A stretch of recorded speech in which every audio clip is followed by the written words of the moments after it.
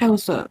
So I'm trying to see who bullying because proving someone to be a liar is accountability and their own consequences. Chili's been proven to be a liar.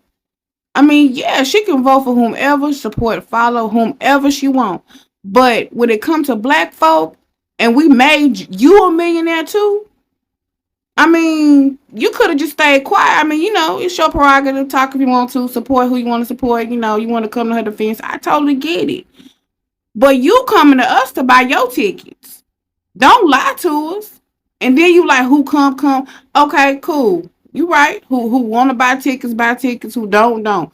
That is all right with me, honey. I jam to your music. I ain't go front.